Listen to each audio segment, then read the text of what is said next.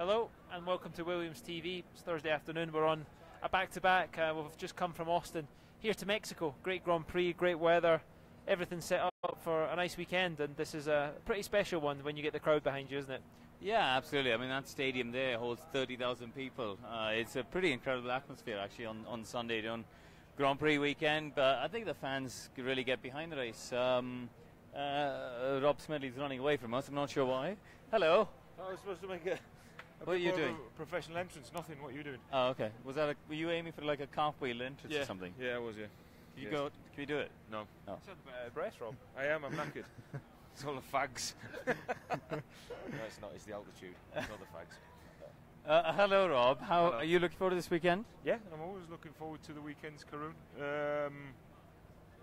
Should be all right for us, I guess. You know, I mean, the focus is absolutely to try and keep that fifth in the championship. You know, the Renault drivers have got two seriously handy drivers in there now. The car's good. You know, they're aiming to overtake us. We're aiming to keep them behind. So we're just going to try and get a few more points on the board here. I think we've got 20 points between us and them. But they're definitely the threat for the championship. So it's all about, you know, setting up the weekend, doing as well as we can do. Hopefully, you know, having reliability and operational excellence and get us to the end of the race with some points.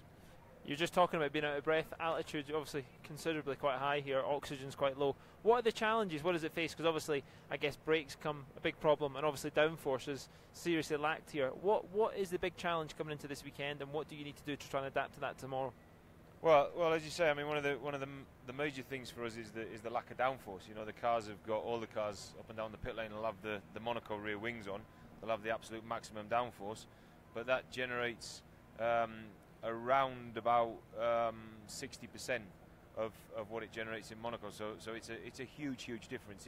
It's like running less than Monza downforce here, which is massive, to be honest.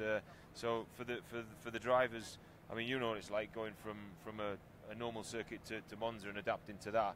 Coming here is another step again, because the speeds at the end of the straight are that much, you know, that much quicker. We were doing 370 here at the end of last year, which is pretty quick. I don't suppose we'll be doing that this year because the cars have got a bit more drag, but you know, it's going to be very high speed relative, and then braking with not so much downforce.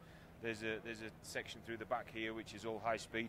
So you know, it's about adapting your driving style, but also adapting the tyres as well, because it's really easy to go out and ruin the tyres in the first couple of laps of the stint.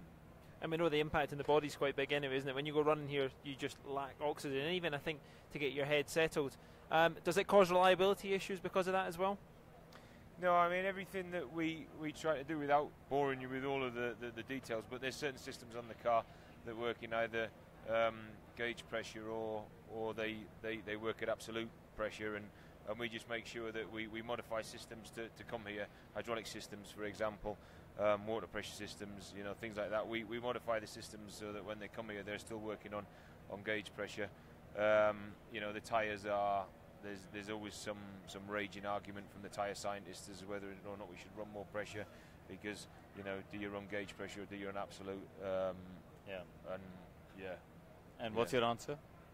Just run pressures that we normally run. What about engines, Rolly? Because obviously the air is thinner, but now with the way the power units work, has that got an effect on things? No, not really. It doesn't really make a massive difference. I mean, with the normally aspirated engines, I think when they used to come here before I was born, they were 92. Yeah. They were. They obviously had a big effect because it was all about. It was just atmospheric pressure going into the engine with a little bit of ram effect. Now, obviously, the pressure at which we put the air charge into the engine is always the same, because it comes from the turbocharger, the compressor, and then into the plenum. What does change here is, in order to generate that pressure, we've got to play a few tricks with the turbo and the compressor. But HPP know what they're doing. I mean, they got it pretty much spot on the first year that we came here, 2015, and then since then it's just been tuning that. So I mean, we kind of know what to do when we come here to ensure that we've got the correct boost pressure. I could do with them plugging into me to give me the right boost pressure for when I'm running the track later. Make a difference to how our oxygen levels are. Rewinding a little bit, I guess pretty satisfied with the Sunday in Austin. Strategy was very different to others, but within the mix of where others were, wasn't it? Yeah, it was. I mean, it was a shame we never got Sergio at the end there. I think it was, you know, Felipe just struggled as he came up behind both Perez and Kvyat. And I think that because they were in a DRS train, then that made it a little bit difficult and give him 2-3 laps where he had to get past. I think if we'd have had another lap or two, then we would have got Sergio as well, and then that probably would have put us back maybe a position better than what we started the race. But it's one of those strategies where you kind of, I wouldn't say roll the dice, because it's all it's all modelled and yeah. all the rest. He's of it. trying to take the question mark over here, aren't you? Yeah, but well, it's true. I mean, I explained to people at home, because there were a lot of people during the race also asking, what's Felipe doing? Why is he not pitted yet, etc. So, at what point did you make that decision? Was it straight away lap 1, seeing where he was, or how did that decision making work?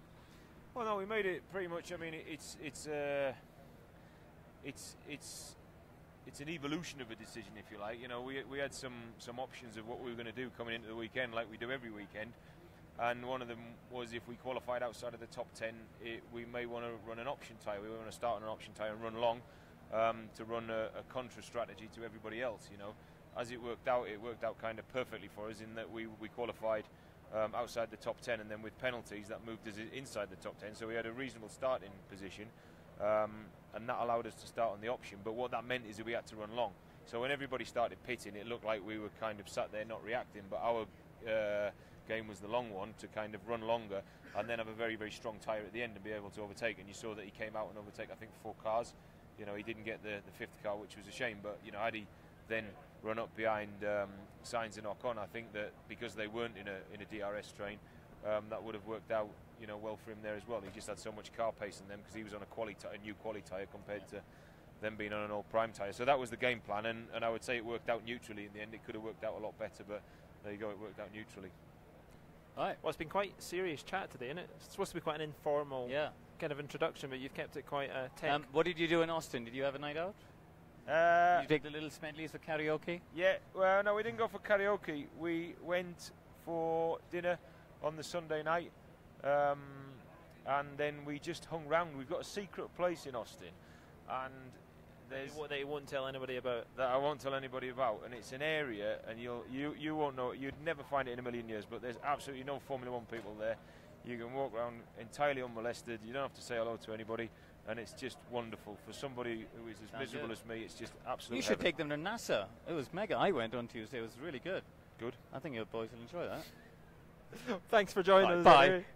I'm sure we'll catch up with you over the weekend. Go and do some work. Right, so that was guess it. that's us, Yeah, so we will join you after FP1 tomorrow. See you later.